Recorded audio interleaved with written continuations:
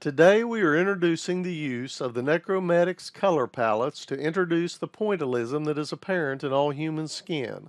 We have experimented with several label designs and color combinations to find the most useful colors for the mortuary restoration artist. We started with one of our practice chin pieces.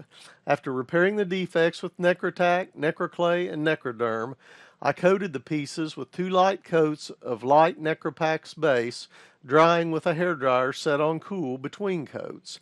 I then applied a very light coat of NecroSeal Cosmetic Sealer and allowed it to dry. NecroSeal is more concentrated than green marble, but either is acceptable. Once dry, I powdered the piece with a no-color powder. It is important to remember that when applying the basic skin tone to keep it slightly lighter than the final tone will be. Necropax light and dark can be intermixed, but always lean toward the lighter side of natural as your base. The single biggest mistake made by newcomers to Pallette Cosmetics is trying to think of them as a base, a paint, or a cover-up. They can be used as a very washy base when very little color is needed, but the splatter method to add pointillism is their primary use. As a general rule, we start by adding back a very washy red tone to bring the capillary colors back to the skin. Use the large stipple brush and just touch the tips. Keep the brush moving. Don't go over the same areas again and again. Remember, a very light wash. Reds tend to get very overpowering very quickly, so keep it very light and washy.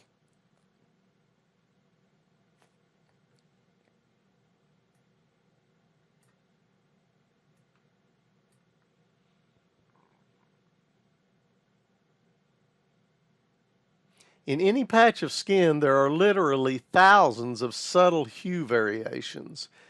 In the following photo of a 2x2 area of my cheek, Photoshop reports over 20,000 subtle tone variations. Of course, our eyes blend all this together, so we don't try and replace every variation, but the main variations are what add life to the skin.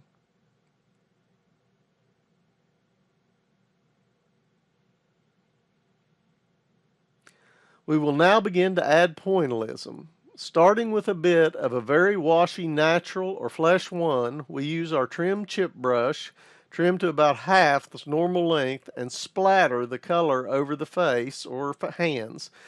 Natural or flesh 1 will be the basis for most yellow-based Caucasian skin tones.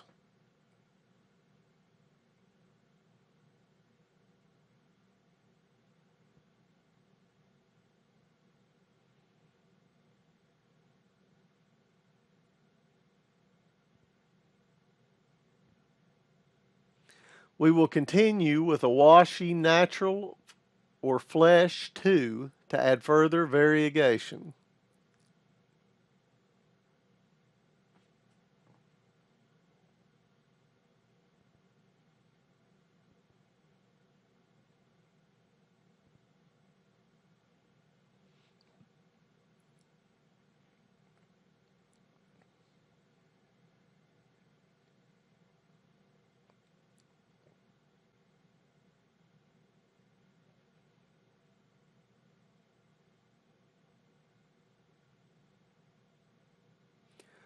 We can now add a bit of tan or weathering age spots using the teak or cedar and the splatter brush. It all depends on the complexion of the individual.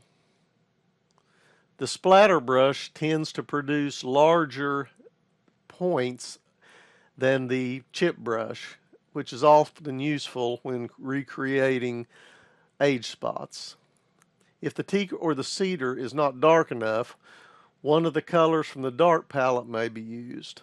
Some larger age spots may be applied with a washy color mix and a brush.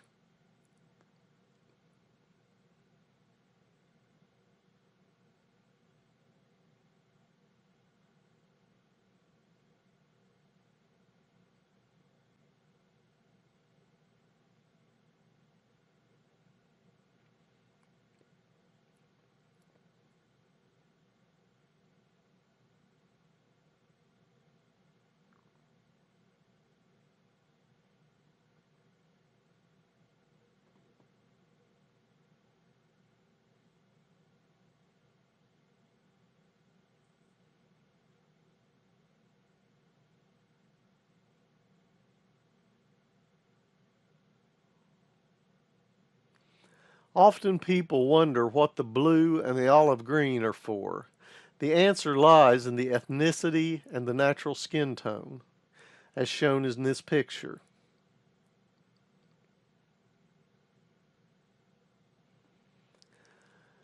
A very small amount of the olive or green will give an olive skin tone. A very small amount of the vein tone or blue will soften and cool the tone.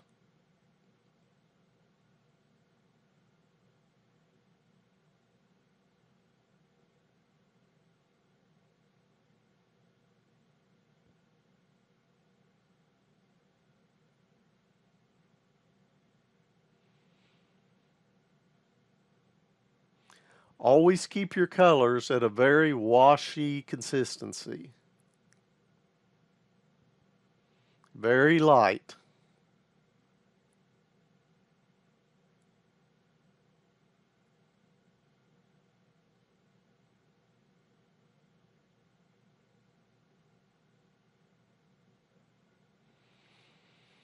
As you can see, adding a slight bit of the olive or the green will give us an olive tint to the skin. Many of Italian descent have olive skin tones.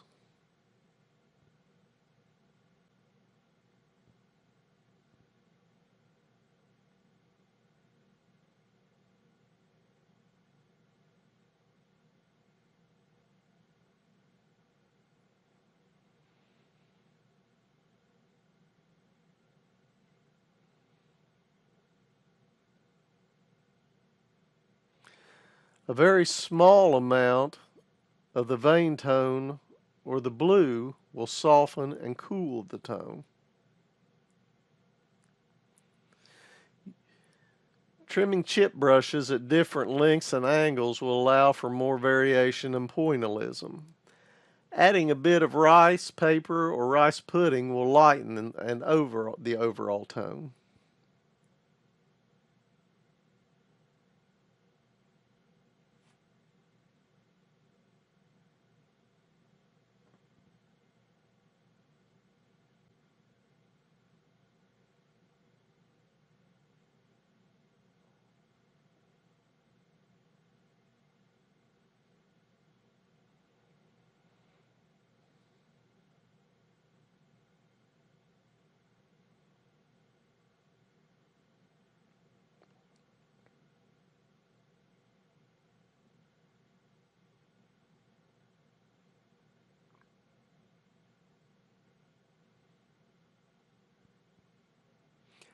One trick that is useful on male subjects is a very slight bit of blue on the male beard area can add an authenticity of a shadow.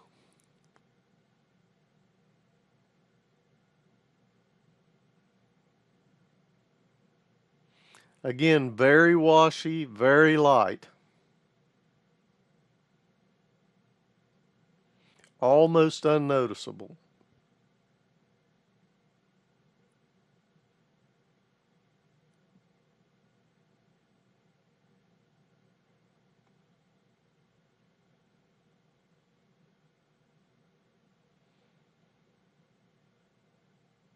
That is the basics of using the color palettes. Our next video we will explore using the palettes to create a natural lip color.